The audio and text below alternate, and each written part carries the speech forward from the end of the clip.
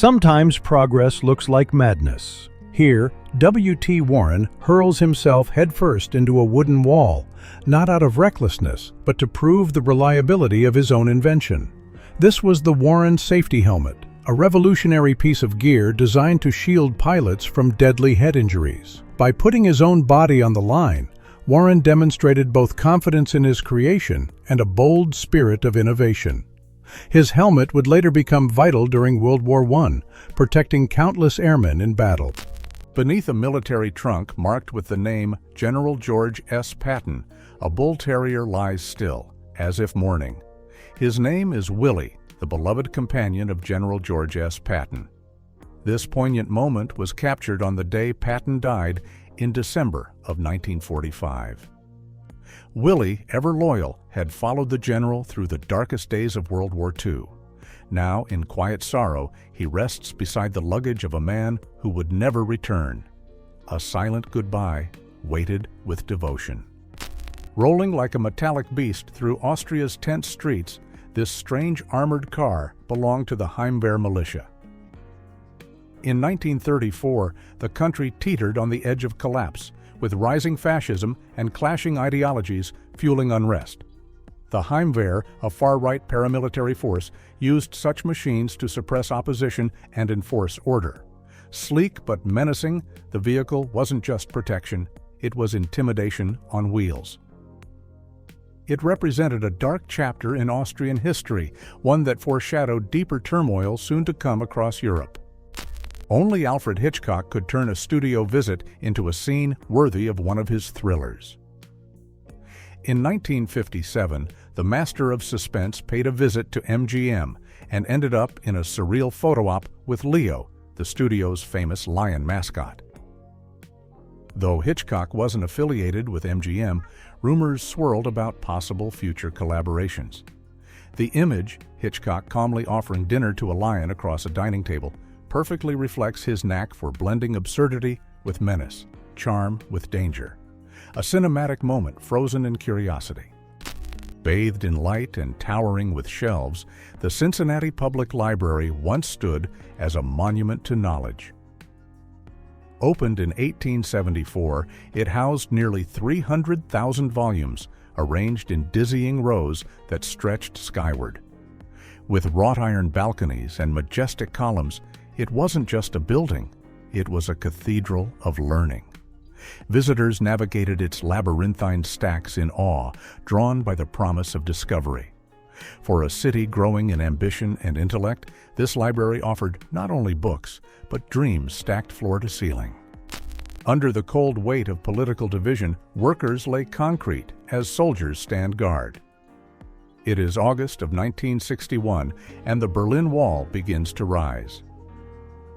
Built by East Germany to prevent its citizens from fleeing to the West, the barrier was first composed of simple blocks and wire. What began as a hasty construction soon evolved into a fortified symbol of ideological warfare. The wall didn't just split a city, it severed hopes, families, and the illusion of unity in a fractured world. A quiet revolution rolls down suburban streets, one moving truck at a time. In the 1950s, Los Angeles, rows of nearly identical homes welcomed waves of middle-class families chasing the American dream. These neatly packed boxes on wheels brought furniture, hope, and the promise of a better life. The suburbs weren't just about space, they symbolized progress, post-war prosperity, and a cultural shift toward domestic ideals. Sometimes war demands imagination as much as firepower. During World War II, British forces stationed in India disguised their military vehicles as elephants, using crafted fabric shells to mimic the majestic animals. The goal? To blend seamlessly into the local landscape and mislead enemy scouts. These rolling illusions turned mundane transports into tools of deception. Set against the fields and forests of South Asia, this peculiar convoy reminds us that in times of conflict, even camouflage can come with a creative twist.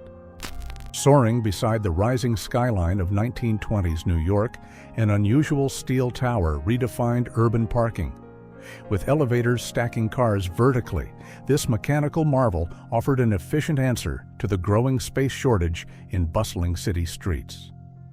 Far ahead of its time, the vertical garage showcased how innovation met necessity in the age of rapid urbanization. Each vehicle, suspended in its own metal alcove, was part of a larger vision, one that saw the city not just expanding outward, but climbing toward the future. In the year 1928, a band unlike any other took the stage, each member clad in the unmistakable shape of the Michelin Man. This surreal musical ensemble was part of the Michelin Hour, a radio broadcast that blurred the line between entertainment and advertisement. Without directly promoting tires, the show charmed listeners through quirky charm and clever branding. Rising from the depths of the Colorado River Gorge, a colossal structure began to take shape. Hoover Dam, a triumph of human determination. In the year 1934, thousands of laborers braved blistering heat and harsh conditions to build the dam that would tame a mighty river and electrify the American Southwest.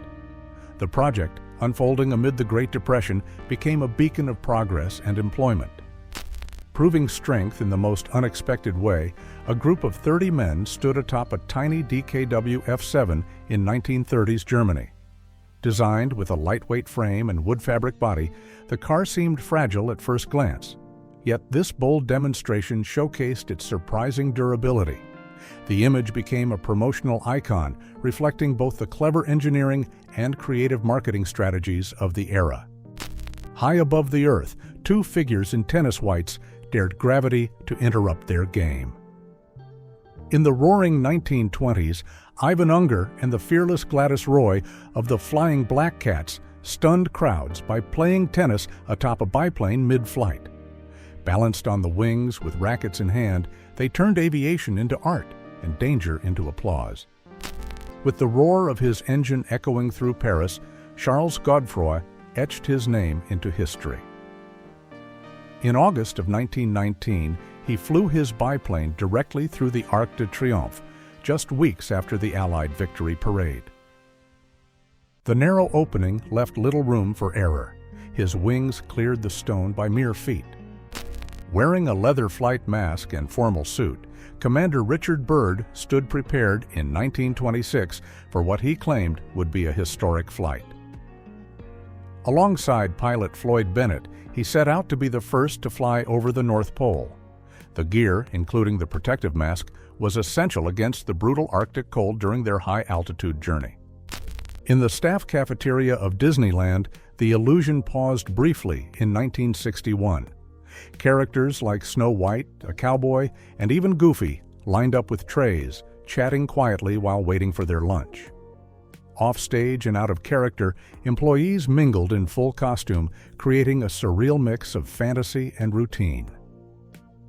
This behind-the-scenes moment shows the contrast between the park's magical world and the everyday lives of those who brought it to life.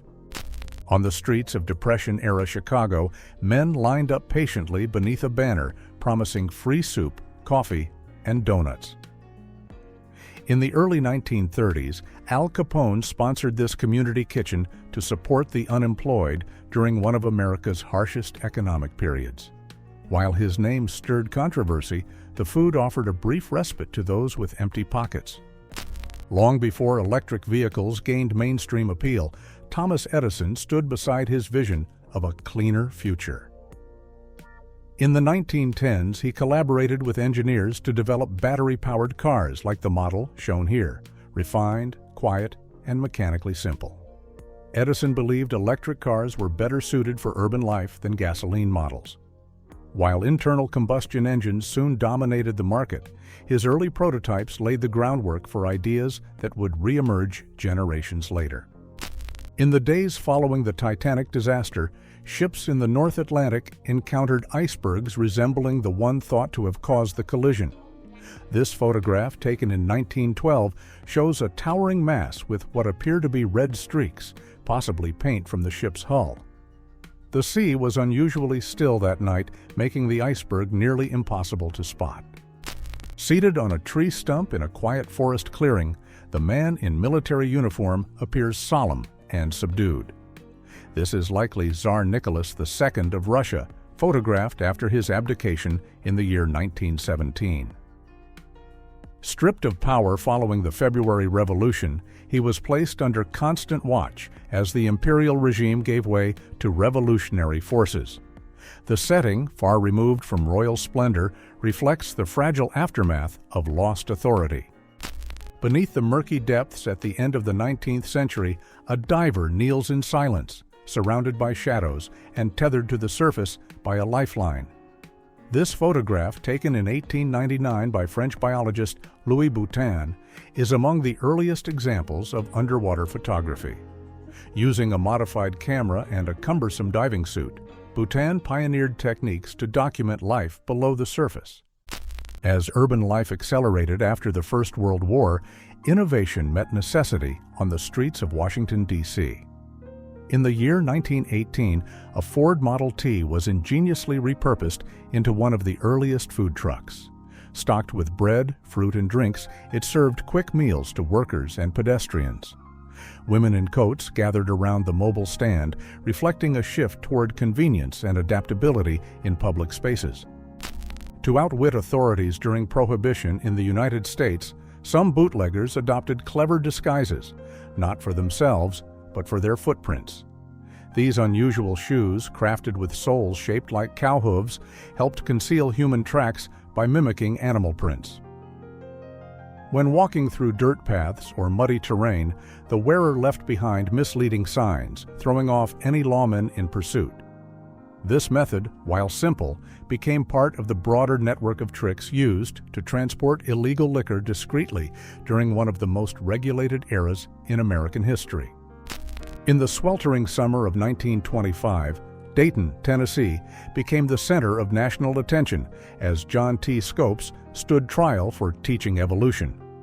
Accused of violating the Butler Act, which banned the teaching of Darwin's theory in public schools, Scopes was thrust into the spotlight during what came to be known as the Scopes Monkey trial. Surrounded by police and legal counsel, he faced a courtroom packed with journalists, townspeople, and spectators, all witnessing a debate that would shape American education and public discourse. In a stark prison cell in Rome, Pope John Paul II leaned in close to the man who had tried to kill him. The meeting took place in December of 1983, 2 years after Mehmed Ali Agca fired on the pontiff in St. Peter's Square. With no barrier between them, the Pope spoke privately with his assailant, offering forgiveness in a gesture that echoed around the world. With a makeshift hood covering his face, the man speaking to a reporter is Igor Guzenko, a Soviet code clerk who defected in 1945. He fled the Soviet embassy in Ottawa, carrying secret documents that exposed a widespread espionage network operating in Canada. To shield his identity from potential retaliation, Guzenko appeared publicly only in disguise. Beneath the ornate ceiling and muted chandeliers, a formal banquet unfolds, hosting French veterans bearing the unmistakable scars of war.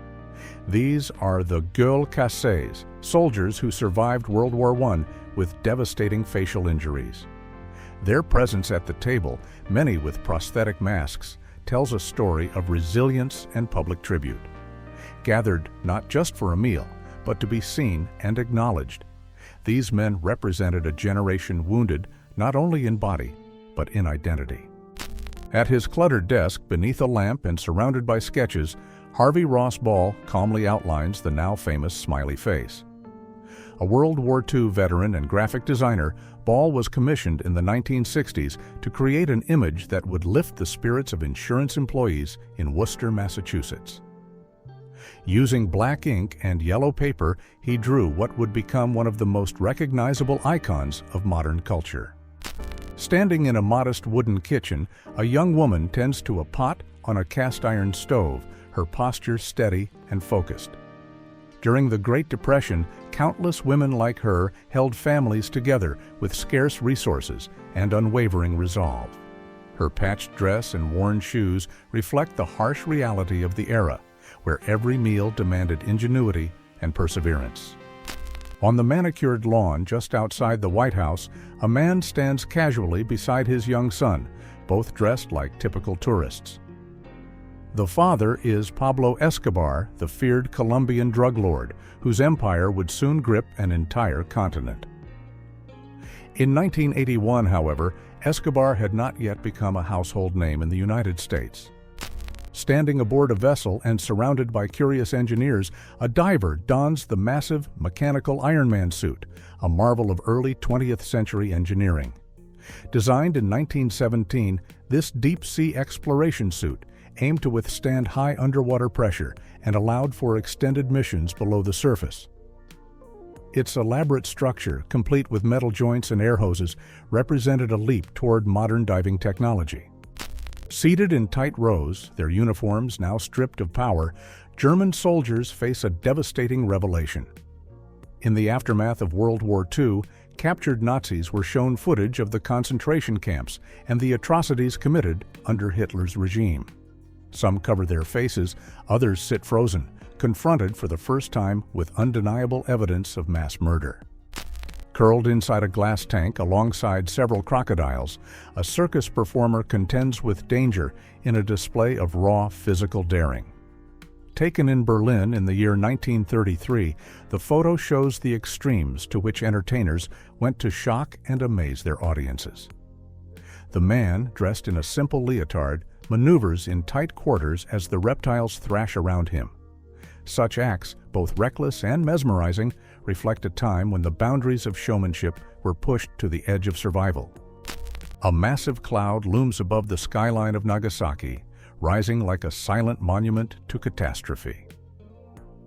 20 minutes after the atomic bomb struck on August 9, 1945, the city lay in ruin while the sky held the lingering evidence of unimaginable force.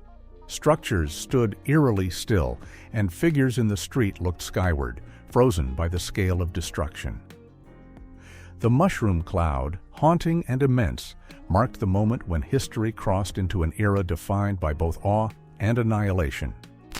Wearing a custom-made uniform covered in metals, the stout little dog stands confidently on the grass. In the year 1920, Sergeant Stubby was no ordinary pet. He was the most decorated war dog of the First World War. Rescued by American troops in France, Stubby served in the trenches, warning of gas attacks and locating wounded soldiers. He even caught a German spy. Alongside Berlin's Mayor Willy Brandt, U.S. Attorney General Robert F. Kennedy gazes across the concrete divide, absorbing the stark reality of Cold War politics. On February 22, 1962, during his visit to Berlin, Kennedy stood at the infamous wall, a newly constructed symbol of separation between East and West. Behind the barbed wire and watchtowers, lives were torn apart by ideology.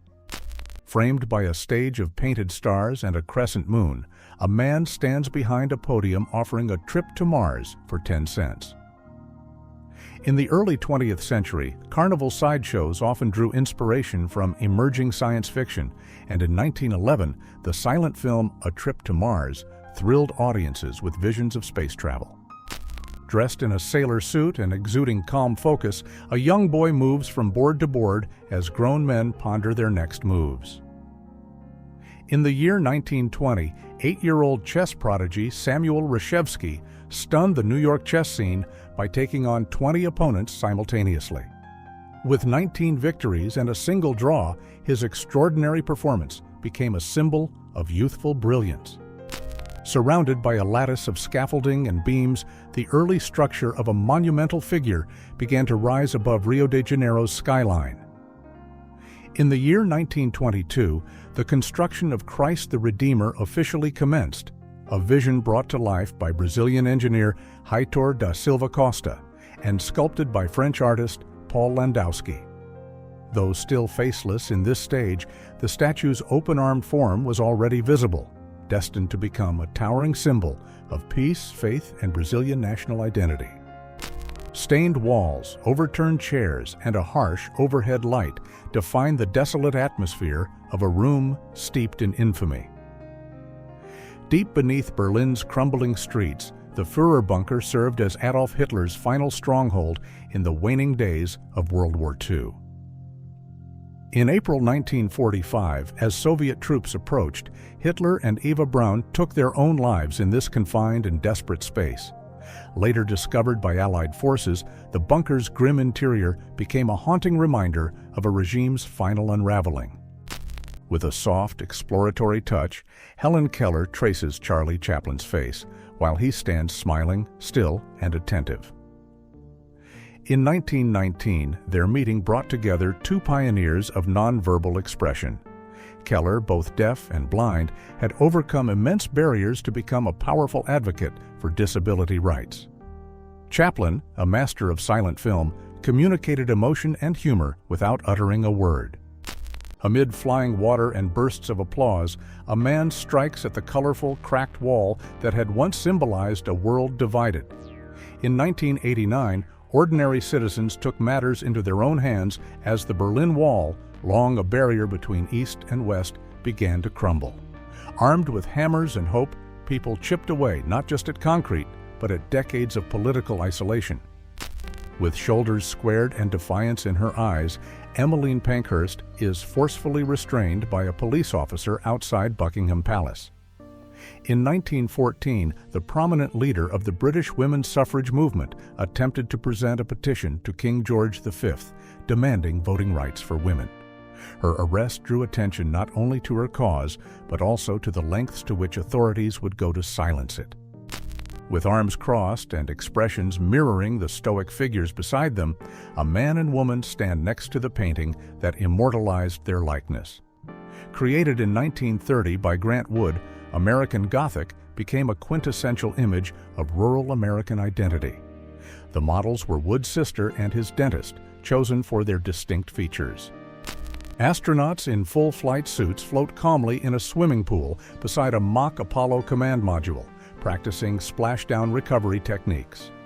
Before the fatal fire that claimed the lives of Gus Grissom, Ed White, and Roger B. Chaffee in January 1967, extensive training was underway to prepare crews for every stage of spaceflight, including emergency ocean landings.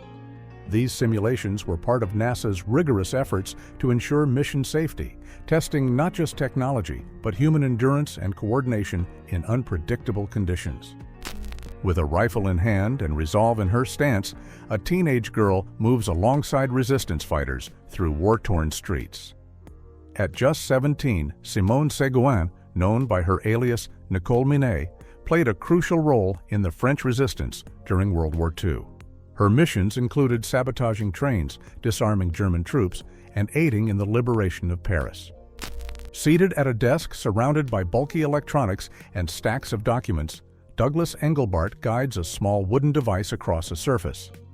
In 1968, during what became known as the mother of all demos, he introduced the world to the computer mouse for the first time. His presentation also showcased early versions of hypertext, video conferencing, and graphical interfaces, ideas that would eventually define the digital age. Nestled between two gleaming trophies on a patterned quilt, 6-month-old Marcia Pickenfield became a national sensation in 1927 after being named America's Most Beautiful Child. Her chubby cheeks and bright eyes were celebrated in newspapers across the country, turning her into a brief symbol of idealized childhood. Focused and composed, James A. Craig places a call using a rotary dial embedded in the dashboard of a sleek car. In 1957, in Clifton, New Jersey, Craig unveiled a pioneering mobile radio telephony system that allowed direct communication between vehicles without relying on local telephone companies. This innovation laid the foundation for future mobile networks, offering a glimpse into a world where cars and connectivity could coexist. Seated casually in a medical office, a young woman looks on as Dr. Hines prepares an injection, one unusually sourced from a live hair positioned nearby. In 1925 in Berlin, the physician conducted controversial treatments involving the transfer of animal fluids to human patients, hoping to transfer vitality. Rooted in now debunked theories of biological energy, such experiments blurred the lines between science and spectacle. The bizarre scene reflects an era when medical boundaries were still being tested in often theatrical and ethically questionable ways.